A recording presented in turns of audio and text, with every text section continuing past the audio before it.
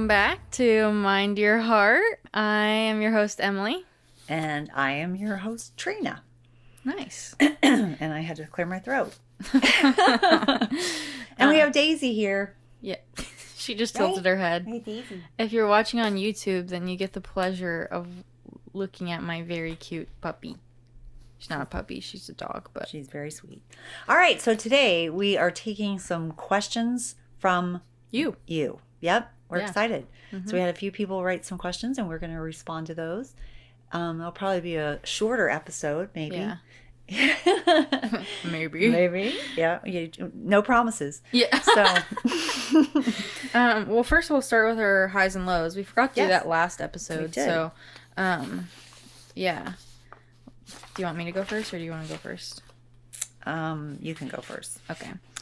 So I'm going to start with a low. Okay, so one thing that's been definitely a challenge is the strict eating that I've been doing on this health journey has been very hard. In the beginning it was because I'm doing was basically, it was called an elimination diet to see which inflammatory foods bothered my gut. But then when I found out 3 of the 4 bothered it felt really frustrating, and I feel like at where I am now, I have learned very good discipline over this whole gut health journey, and I feel like I'm ready to just have the balance now. I have been so it's been 100% not eating the things that are hurting my gut, whereas I think I have the ability to decide I can have this every once in a while, and I'll take having to go to the bathroom an extra time that'd be okay. Mm-hmm. And I think the strictness of it has been, there's definitely at some points where it's been a little triggering. It's been okay, well, it feels like I can't have joy with this. I have to just eat it because it's good for me. Yeah. And I don't want that. That's never my goal or mentality with eating in general. So that's been hard. But I actually have, well, after you've listened to this, I will have already had my last session with my gut health coach, who I love and is really great and very, very talented. But I am I feel ready. I feel like I'm ready. I have the tools. I've done a lot of work, and I will continue to do that. But I'm ready to make the choices of the 80-20 and not just be all the way on the other extreme. Yeah. So that's been a low. My high, well, one thing. Okay, this is so crazy. I'm super late to the game in this, but I finished the show You. Oh. It was so wild. It was crazy. And the ending had me, I was speechless. I was just I could not believe the ending. So that was really good. And I also finished my book that I was reading, Twisted Hate, which is in a series, the Twisted series.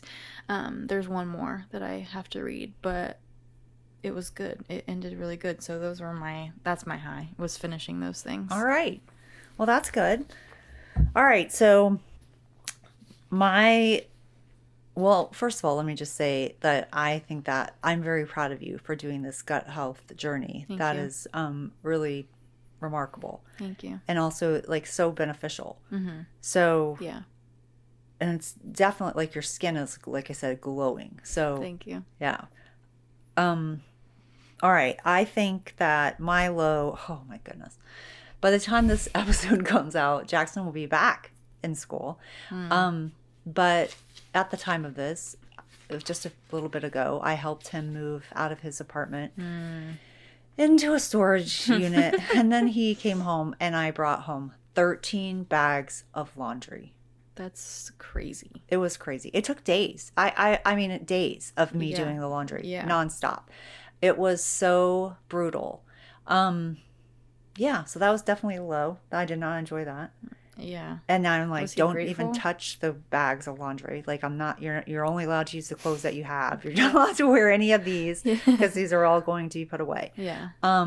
So I've got like a mound of laundry. Like I've got like over 60, more than that, shirts on the, like over the stair thing. Yeah. And then all these bags of things to go back. It's just, oh, okay. August 16th. So if Wait. you're listening to this after that, then he Yeah. will already, all the laundry will be out Be of my done house. and Yes, gone. thank Yeah. goodness. What was your high? My high, I know. I'm gonna say my high. I've just been having some really good snuggles with Kobe. Like he's such a good snuggle dog. He's so snuggly at night when we're going to sleep, and he's so snuggly in the morning. And Yeah. I love, like, sometimes he tries to wake me up with his paw and he just like paws me. And this morning I was like, no. And I rolled over further away from him and he gave me another half an hour to Yeah. sleep. And then, but then he's like, it's a slow little, he paws me. Yeah. Then he like comes over and licks my mouth. And then he comes over and lays on me. And it's like, I don't know. That's He's just so sweet. Yeah. He's the Daisy's a best. good cuddler too. You're the best cuddler, Yes, Daisy. Daisy is a good color. All right. All right. So the first question is kind of like it's a question for me and for you from like a different perspective. So somebody said, for me to answer, what advice would I give to a parent? And then for you to answer, what advice would you give to an adult child? All right. Got it. Okay, you go first then. Okay. So what advice would I give to an adult child? I would say, while you're figuring yourself out, give yourself a lot of grace. Give yourself a lot of grace and know that you're not always going to get it right and that you're going to go through ups and downs and that this is all about a time of figuring life out and you get to make mistakes and that's okay. You're going to learn from those mistakes. You're going to pick yourself back up. Here's the thing that I think is really important, and that is, even though you don't want help from your mom or your dad or whoever, just call your mom every so often and tell her that you love her and just let her know that you still love her, even though the role has changed and the relationship is different. She still just needs to remember every once in a while that you love her. But yeah. And also, I just think, if you're scared, do it scared. Do it scared. This is the time to do it. This is the time to really reach out there and figure out what you want and and if it doesn't work, you do something different. You're like, I'm going to try something else. And you don't have to stay stuck on your initial plan. Like, no, don't be afraid to deviate. You had an original plan. You thought it was going to work out this one specific way. Doesn't work out that way. It's all right. Make an adjustment. Be okay with making a pivot and going off of your plan. Your plan doesn't have to be exactly the way that you decided. You're allowed to decide something else. I like that. That was really good. Thanks. I think what I would say to any parent is that you are allowed to be you. And I think that it's really important that you remember that you are your own being with and without kids. And that while you're a parent now and you're doing the mom or dad or guardian thing, I think like it's important for you to take care of yourself as not only as an example for the people that you're caring for, but also so that you can live a life that makes you happy.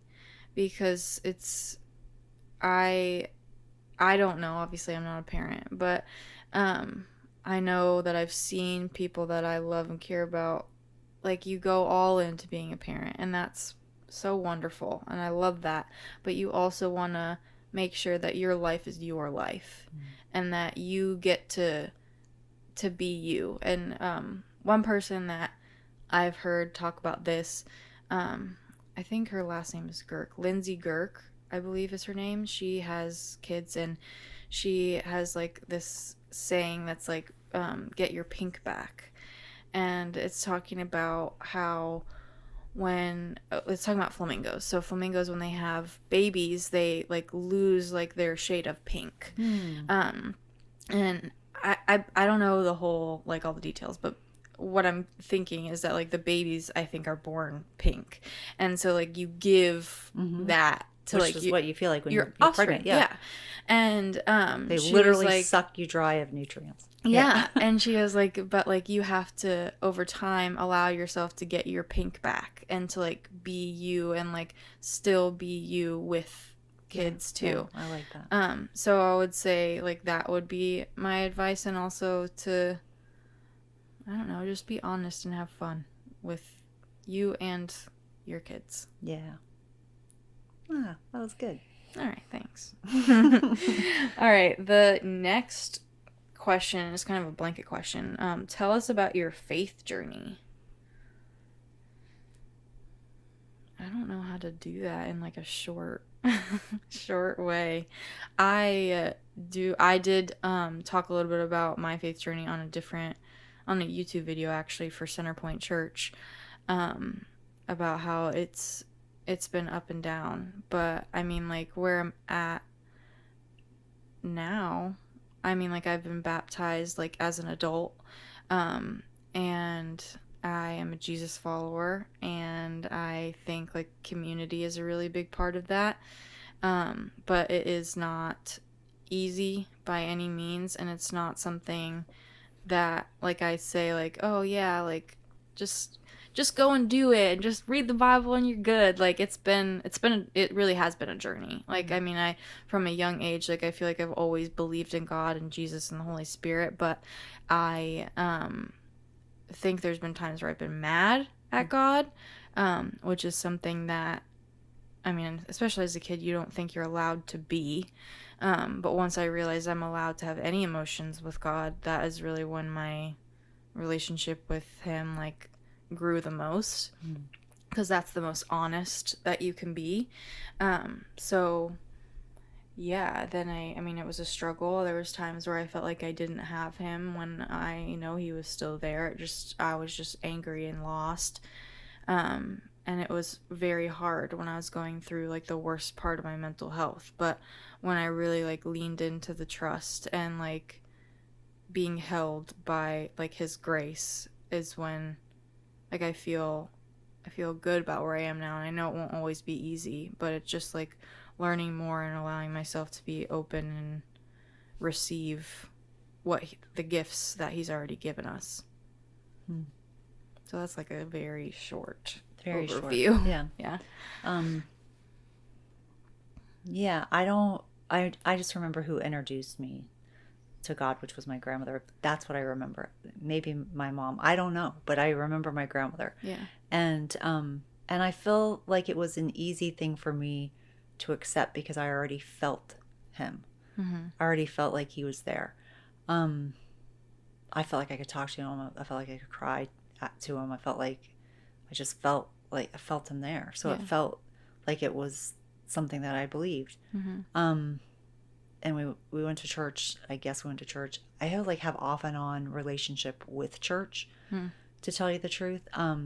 That's it. Yeah, I feel like that's valid. There's been some churches where I have felt like I've just walked right into God's home, and there's been other churches where I have felt like, do they even want people to be here? And I do have a difficult time with organized religion, I think, just because, especially right now in the world, the representation of a Christian is not in the best light. Yeah. And so I'm really struggling with that. That's one thing I really like about what Pastor Bryant actually has talked about. He's like Christianity overall like is hard because there's so many people who are like making public poor views of that, of being a Christian. Yeah. But he was like, when you call yourself a Jesus follower, like there's no confusing it. Like you follow what Jesus would do, which is unconditional love and like acceptance and grace. And constantly based on love and acceptance. And so I listen to a church online and he says the same thing. Yeah. And I think he's so great. I love him. And shout out to Erwin. Yeah. And he just wrote a new book, and I tried to buy it, and the link didn't work. And then I was talking to Aaron. We were having a message on Instagram. Yeah. That's cool. And I was like, Aaron, Aaron, are you Erwin? I go, I know who you are. You're Erwin's son. I met you in person. And then I went on and on. And he was like, yeah, he's like, not everybody knows, whatever. And I was like, this is Aaron McManus. I was so excited. But cool. Anyway, yeah. And then we never ended up figuring it out. So I still haven't bought the book, but I want to. Because it's like talking about different ways you communicate. It seems really cool. And there's an assessment that you can purchase as well. Cool. Yeah. I thought it sounded really cool. Anyway, so I appreciate him because he like goes like deeply into things. And also he is like, as far as like philosophy, he was also a study of philosophy. Yeah. So I think that adds a different element that I really enjoy. So I really like that. But I don't want to be confused with people that are against things and are against people and are hurtful and hateful and have terrible things to say. And I don't want to be confused because that's not what I believe. Yeah. And not at all, not even a little bit. And so I definitely struggle with that. But I have definitely felt like different emotions with God, and anger being one for sure. And I remember my friend telling me that it was okay, that God wanted us to be angry because we were feeling something and we were in a relationship, and that we were in a relationship with him. And so in a relationship, like we talked about, you're going to have conflict. Yeah. And so I really appreciated that. And one of the lowest times I had with God was when I was struggling to get pregnant with Jackson. And I was really mad at him. Yeah. And, sometimes we don't get what we want. Yeah. And I prayed this verse every single day. And I don't even remember what it was, which I should know. And I believed. I was like, I'm just going to trust in the plan. And it wasn't like I just sat back. I'm not going to do anything else. Yeah. We also, I had tests done and stuff like that. And we were considering different things. And so that was part of it. But I did find myself recently, like, I feel like I'm always trying to read something that helps me better understand the Bible. And I'm trying to, like, I feel like every day, like that's a part of my like routine for me. And then I was listening. I've been reading a lot of Kristen Hannah books, which are so intense, and it's historical fiction. And I was listening to this book, The Four Winds, and it was about during the Great Depression, and also these terrible wind storms were taking place in like Oklahoma, Kansas, Texas. People were like dying of dust pneumonia. It was really terrible. It was a really terrible time in history. And these people traveled, they had to get out because they were sick. Yeah. They were fleeing to California, and it was the way that people were treating them was terrible. Anyway, I was like listening to the book, and I was listening to this misery, and I was like, where were you? Like I said that out loud, and I was like, and then I felt so guilty, and I'm like, but I did feel that way for a few minutes. I'm like, where were you at this time? Because this was so terrible. And but I'm like, and then I remember that it's not necessarily the way that it works, and that God may very well, or was, I'm sure, with people during that whole time, that we just, you can't see every single bit of it. And that you don't always get to see every single bit of it. That's the other part. You don't always get to know the reasons for things. Also, I think that time period, it taught us a lot. Unfortunately, we didn't learn the lessons. Like, it taught us a lot about how to take care of the land and what things that we were doing wrong to the land. And the land was basically rebelling. And yet we still, and there's so many things I could say about that. But anyway, so I do feel like I feel connected to God. I definitely feel God. And I believe in Jesus. But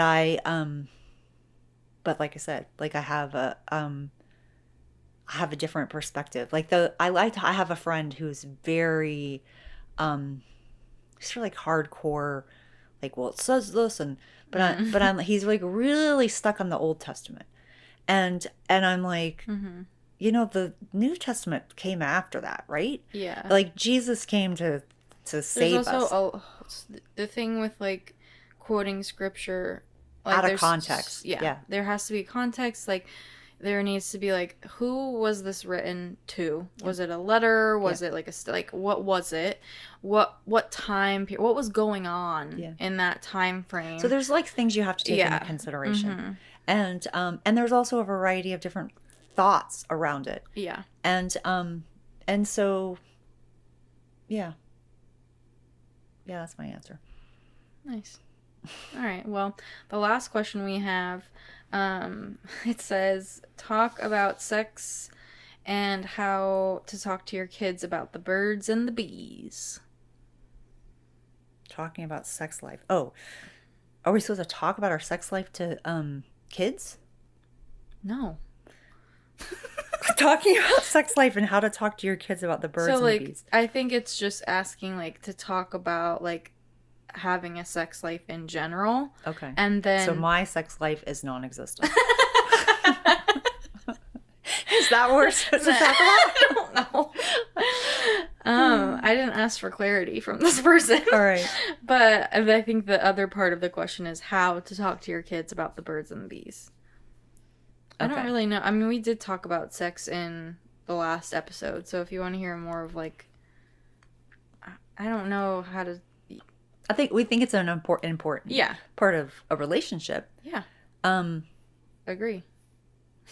But some of us don't remember what that is, so I don't know if there's a lot to say. Yeah. I mean, like, yeah, I feel like I need a more specific question. Yeah, okay. Than that. But what about talking to your kids about the birds and the bees? Okay.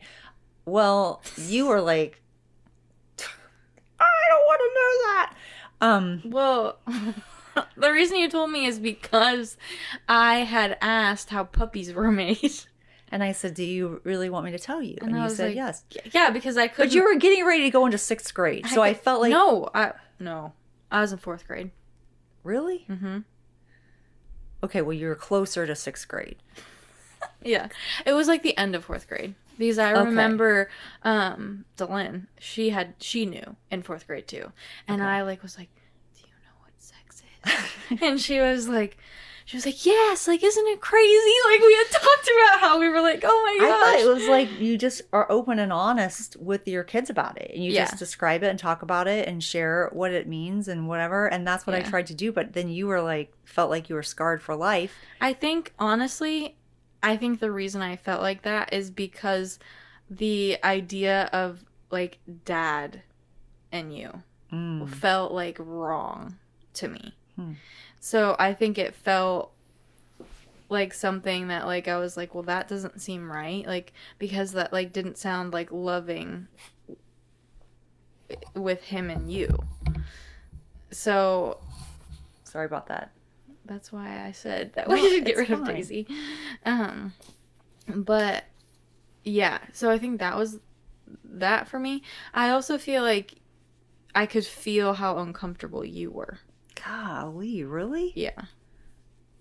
Well, okay, so how not to do it is to give your child a visual image of you having sex with their dad. And then... it's different when you're in a loving relationship. You guys were not happy. You were very unhappy at that time. Yeah. And so imagining, like thinking about, like it seemed like a not good thing. Like, I feel like I wasn't saying that it wasn't a good thing. No, I know. But I just feel like that is what I was thinking. Because I'm like, well, they don't really like each other. And if they do that, then, like, it just seemed not good. Yeah. I don't know what to say to that. Because, yeah, I mean, obviously, I didn't want you... I just wanted you to know that it was... That it was an expression of love, and that it was meant to be pleasurable for both people, and that it was an important part of a relationship as a connection, and that there was nothing wrong with it. Yeah. And so I don't know. I mean, I guess I did it wrong. I mean, no, I don't think there's I don't really honestly think that there is a right or wrong. I feel like it's just up to the parent. And I kind of feel like you have to also gauge the child. Like, when are they ready? Maybe I didn't have to answer that when you were 10. Maybe because you were like a really innocent child. Maybe I should just waited another year. I felt like I needed to tell you before we went to middle school because you were going to hear it in such a different way. Yeah, like a graphic way. I definitely felt like that was important, but and maybe you're right, it wasn't the best timing. I also think that was I feel like maybe it was 6th grade. It was like 5th or 6th grade or something around that time that I went to a purity conference. Oh, yeah. And that like really made me think that. No, I definitely did tell you that was the way that the church felt. Yeah. But that I thought that my thing was that being in a loving relationship, like whether you were married or not married. Yeah, but I think like even at least for me, like whenever I have kids, like you don't have to be in a relationship. Yeah, I'm like you can as long as it's consensual. Yeah. For both consensual parties. is a big part. Yeah. I mean, that's the most important part. Yeah. But I think you're right. I don't think I'm not comfortable talking about sex. Yeah. So me talking to someone else about sex and not because I don't like sex. I don't even remember now. Like, that's what it feels like. Yeah. Like, it feels like I remember liking sex. Yeah. But I also remember not liking it and feeling like I had to do it just for the person to be nice to me. And that's not a reason to have sex ever. Yeah. And so me talking about sex and talking about being in a loving relationship, and you're right, I wasn't. So like, how do you express that to your child? What I didn't want you to feel was ashamed of yourself or any shame around sex. Yeah. And I didn't want that for either one of you. And telling Jackson was a lot easier. So I will say that it was a lot easier. But did you tell Jackson? You were in the car too. I was? Yeah. Yep. It was the three of us. And so you chimed in with your knowledge. And I mean, you didn't have sex. How old was I? I mean, you hadn't had sex. You were still a teenager. But you, I don't know, maybe that was why it was easier because there was another person there. How old was Jackson? I don't know. Maybe he was in 5th grade or 4th grade. So how old would that make him? Like 10, 11? So I was like 15, 14, 15? Yeah, something like that. All right. So I just remember he was like, all right. Yeah, I don't know. I remember how I got told, and it was with a book. And and Nanny sat us down with this book and went over the parts, and then she left out, like, she's like, but we're not going to talk about this part. Well, of course I want to talk about that part. Yeah. Which is... What part did she not want to talk about? Wet dreams. She didn't want to talk about wet dreams. And I remember sneaking the chair from the dining room and climbing up, because she put it on top of the refrigerator. Yeah, it was like the forbidden book. Yes, that's what I was getting ready to say. Yeah. I was just reading that in the... I wasn't reading in the Bible. I was reading something that got brought up about how Erwin was talking about it in a book, about how we didn't take responsibility, how Adam blames it on Eve, and immediately blames it on Eve, and then Eve immediately blames it on the serpent. Yeah, and so it was like, oh my gosh, we didn't take And first of all, Adam, hello, like so that was a red flag right from the start, but I'm like, how often does that happen where you focus on the one thing you can't have, or you focus on all the nice things they said about you, but they said one little thing and you're like, that's the thing. Yeah. And so it just made me think about that. And so this reminded me of that. Yeah. I'm going to show all the rest of this book. I'm not going to show this one part. And then what do I want to see? That one part. Yeah. So I feel like that has come down from generation to generation to generation. Yeah. And so I snuck up there and then I was like, ew. And I remember thinking that was gross. I was like, this is disgusting. This is how they wake up to this. And it's not disgusting. It's just a normal part of life. Yeah. I don't remember ever talking about it again. I didn't have this conversation with Dex, thank goodness. We didn't yeah. So I don't think I've ever talked to a man about this. So, yeah. All right. I was reading a book and the kid was telling the friend about it, and I was like, huh, interesting. So, something you can't help. It's just a part Yeah. of life. And so I thought that was interesting. But anyway, so I probably was the wrong person to talk about. I mean, I have a lot. I have a lot of work to do when it comes to like being open and honest and having conversations about sex. Well, that's like we've talked about this. Like that's like a generational, Yeah. like the way that you think about it is within But the... not all my friends were like that. I feel like I was definitely more prudish. Yeah, but Nanny is, and Grandy But was, she's not, she wasn't, Nanny would be happily talk about sex.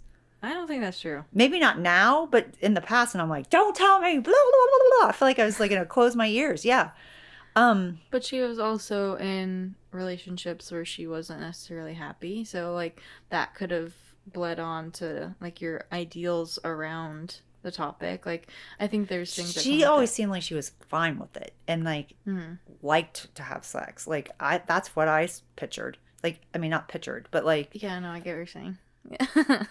and I am like, oh, okay, this is even, I feel uncomfortable right now.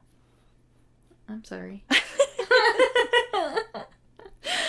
So, yeah. Oh, we can stop talking about it. What would you say?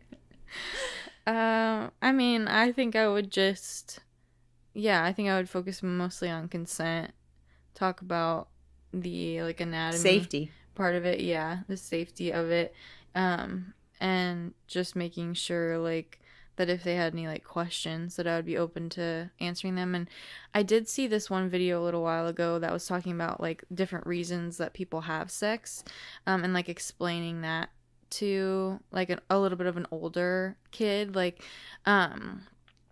how like there's sex for a baby, like there's sex for love, there's sex for passion, like there's like just sex for pleasure, like there's different reasons for it, and then like there's even like sex workers, like that being something that like is that they know. And so I feel like being really open and honest and just allowing them to have like curiosities and being like, yeah, well, this exists, like this is, and then also being like, I think pornography is unrealistic, like explaining that kind of stuff, so that way they can have like the full just understanding and then be able to make their own opinion about it, because like ultimately it's their body and they can decide. And I just want to be able to provide like the resources for them to feel safe and comforted and somewhere that they can talk about it with. Yeah, I think that's good. I think that's important.